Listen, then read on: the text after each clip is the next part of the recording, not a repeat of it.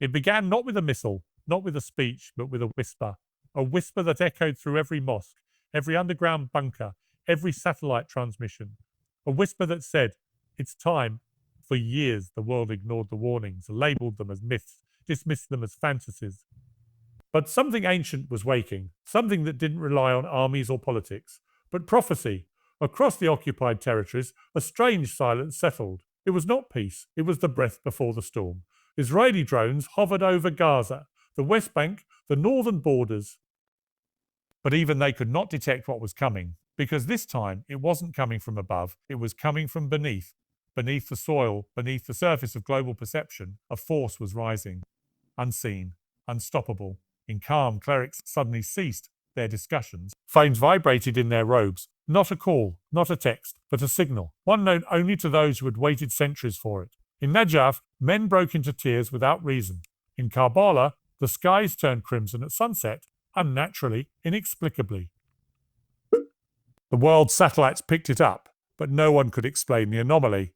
Some dismissed it as atmospheric. Others whispered of a sign. Meanwhile, in Tel Aviv, an emergency cabinet meeting was held behind locked doors. Intelligence reports warned of something they couldn't quite name: movement chatter, encrypted messages between unlikely allies. From Hezbollah to Houthi, from Damascus to Karachi, patterns were forming.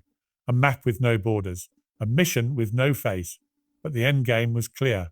What shook Mossad wasn't the number of enemies, it was the coordination. A perfect storm was forming, and Israel stood aside. For the first time, Israel's leadership stopped talking about defense. They spoke of survival, not survival in war, but survival in time. For the question was no longer what was coming, it was who. And the answer came in 3 words, whispered across the resistance networks, across the Shia heartlands, and into the dreams of imams and warriors alike. Al-Mahdi draws near. This wasn't just a spiritual claim. This wasn't hope. This was movement, logistics, codes, orders. As if the Mahdi himself had already returned in secret, and the world just hadn't caught up. Iran's supreme leader, behind closed doors with a group never officially acknowledged, those considered the guardians of eschatology. They presented Dar symbols, ancient references matched with real-time signals. The conclusion: Israel would soon face not a war but a reckoning. All over the region, ordinary people began acting strange.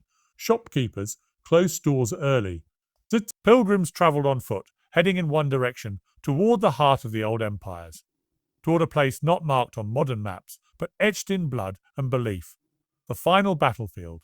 It wasn't just Muslims who sensed something. In the Vatican, a cardinal resigned abruptly. In New York, a rabbi spoke of visions he couldn't control.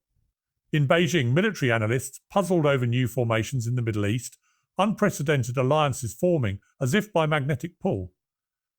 And in Washington, whispers reached the Pentagon. A convergence was underway. Israel ramped up its strikes. Southern Lebanon lit up in flames. Damascus trembled under bombs. But something felt wrong. For every target hit, another 5 appeared. As if the enemy had multiplied. As if they were everywhere. And the more Israel struck, the more the world began to question. Has the oppressor become the desperate? Underground in Tehran, a message was broadcast, encoded ancient Arabic. It quoted no modern figure. It came from a source older than the state of Israel itself.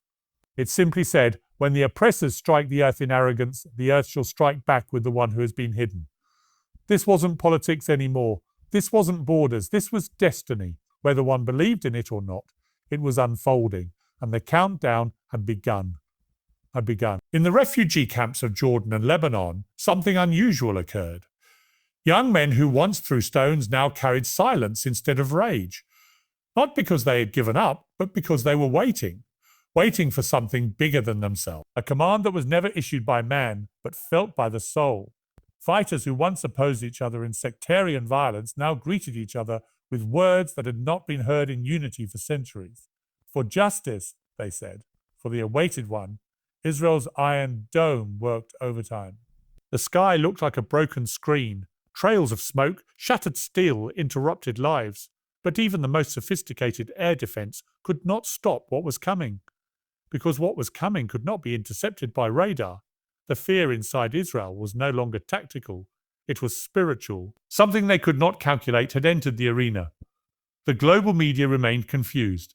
Headlines talked of regional escalation, of proxy threats, but no anchor dared say what people whispered in tea shops and back alleys from Istanbul to Karachi, that the Mahdi was not only expected, he was now near, and his nearness explained everything the analysts could not. In Iraq, militia groups moved with eerie synchronization. In Syria, old enemies found common ground. In Yemen, tribal leaders signed documents in candlelight.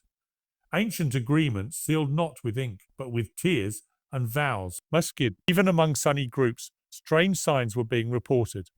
Men dreaming of a rider cloaked in light, of a battle ready known, a rider who would end an era, a rider who would end an era and begin another. Meanwhile, Israel doubled down. It struck Damascus harder. It began threatening Iranian cities. Its rhetoric shifted from deterrence to desperation. Their officials spoke not to reassure, but to warn. We will not go quietly, but in the streets of Jerusalem, fear outweighed pride. Synagogues that once echoed with chants of triumph now trembled under murmurs of prophecy. They knew the signs too. The Mahdi was not just a Shia concept. Many Jews too knew of the end times, and in some of their ancient scrolls, it was written that a final war would precede the rise of truth, and the fall of a state born not in peace but in conquest. The Israeli population began to fracture. Protests broke out. Not against Iran, not against Gaza, but against their own government. Mothers cried, "Where are you taking our sons?" Soldiers deserted. Some whispered they'd seen things, flashes of visions in the desert, voices in the dark. Not hallucinations, warnings, from whom they couldn't say. In the heart of Iran, a black banner was raised. Not for mourning, but for marching. It wasn't just the Islamic Revolutionary Guard preparing, it was the people, farmers, teachers, students. They were no longer preparing for defence, they were preparing for destiny. And they carried no flags of nationalism, only signs that read, "Yomade, the Mahdi," they said, "is not coming for revenge, he is coming for correction. And that correction will begin where injustice was planted and where it was most proudly protected." International leaders scrambled. America urged restraint. Europe called for diplomacy, but no one could stop the tide, because this wasn't about diplomacy. This was about the moment written in books long before the United Nations was born, a moment when false powers would fall and truth would not need to shout because it would roar. In Saudi Arabia, clerics argued. Some feared the Mahdi's rise because it would end their monarchy. Others welcomed it because it would purify their land. The House of Swords stood at a crossroads, join the rising wave or be swept by it. In Palestine, children who had never known peace drew pictures, not of war, but of a man in green holding light in one hand and justice in the other. He's coming, they said, without being told, and he's not afraid. In the intelligence corridors of Israel, panic set in because they too had studied the prophecies. They had agents who had memorized. Even Tel Aviv's tech elite couldn't explain what happened next. Their systems began to fail, not by hacking, not by EMP, but by something they couldn't trace. Glitches, power outages, firewalls collapsing, as if the digital world was being prepared for something beyond technology. If the age of machines was making way for something human, divinely human, and in a hidden location, far from cameras, a figure stood silently beside a flowing river, surrounded by guardians, silent and unwavering.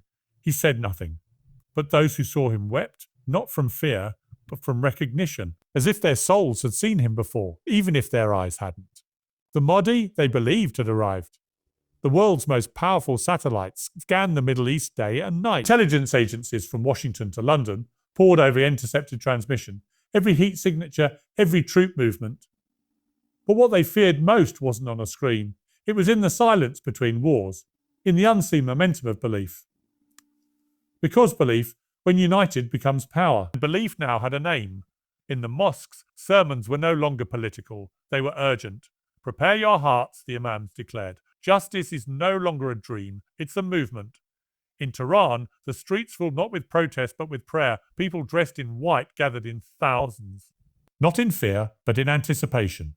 Men shaved their heads. Women wore green. And from rooftops, banners unfurled with a single sentence: "The promise has been fulfilled." Israel watched in disbelief. How could this be? They had nukes. They had F-35s. They had cyber weapons. None of that stopped what was coming. Because what was coming wasn't an army.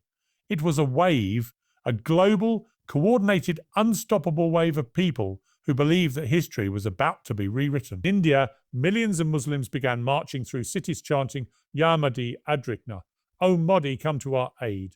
In Africa, in Indonesia, in Bosnia, voices rose together in one cry. It was no longer just the Shia crescent, it was an entire awakening. The oppressed, the forgotten, the broken, they were rising not with guns but with conviction. Israeli leaders began to fracture under the pressure.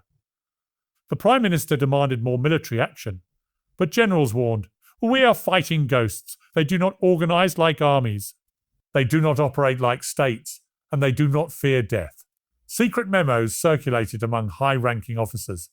We are entering an era we do not understand. The Mahdi wasn't just a man. He had become a movement. A mirror reflected the pain of every orphan in Gaza, every widow in Syria, every broken father in Baghdad. He was the face behind every ruined home, every drone strike, every child killed in a war they never started. But this time they believed justice wouldn't come through diplomacy. It would come through destiny. On the borders of Israel, things began to shift. Hezbollah didn't just threaten, they vanished. No more broadcasts, no more chants, just silence. And then, simultaneously, attacks struck from three sides. Precision, power, unity. Israeli outposts fell without a single radio call for help. Not because they were caught off guard, but because they were overwhelmed. But it wasn't the attacks that shocked the world. It was what followed. Fighters who stormed Israeli compounds didn't loot. They didn't kill indiscriminately. They gathered Israeli soldiers and civilians, sat them down, and recited verses from the Quran, then released them unharmed. A message was left behind. This is not revenge. This is a warning. Submit to justice, or face what no nation has ever survived. The world reeled. Even those who hated Israel paused. What kind of force was this? It wasn't terrorism. It wasn't insurgency. It was disciplined, almost sacred, something larger than politics or revenge. In Jerusalem, settlers began to flee. Embassies shut down. Tel Aviv's stock exchange collapsed overnight. Israeli citizens filled the airport, but many were trapped. The skies were no longer safe. Drones from an unknown source hovered overhead. Not Iranian, not Syrian, but new, untraceable. And then the footage came. A convoy of thousands from Iran, Iraq, Lebanon, Syria, Yemen, all marching, all carrying black flags. In the center, a white horse, and beside it, a man whose face was never shown, but whose shadow brought grown men to their knees. They did not announce him. They did not claim victory. They simply walked, in silence, in power. The Mahdi's army was not a spectacle. It was a signal. It was a signal. Even the Western media could not ignore it anymore. CNN, BBC, Al Jazeera, they all began asking the same question. Is this the end of Israel? Inside the United Nations, chaos reigned. America called for immediate intervention. France urged for sanctions. China remained silent. Russia smiled, but no resolution passed, because no nation wanted to stand against a force that looked like it came from the divine. Even the most secular analysts now whispered, what if this is real? The Vatican released a rare statement. The Pope said, there are signs which mankind must not ignore. Perhaps we are witnessing not the end of peace, but the beginning of truth. And in the synagogues of New York, London and Tel Aviv, an ancient dread returned, the dread of a reckoning long denied, the dread of prophecy being fulfilled, but not in their favor. Israel launched counter-strikes. Thousands died, yet for every strike another front opened. The Mahdi's army was not an army of nations, it was an army of believers. They had no single leader, no base, no weakness. They only had purpose, and purpose they knew was more dangerous than power. The countdown had entered its final stage. Jerusalem was next, and as the first light of dawn fell upon Jerusalem, a voice echoed not from speakers or screens, but from the hearts of millions. This is not the end. This is the return, and truth has finally taken its place upon the throne of the earth.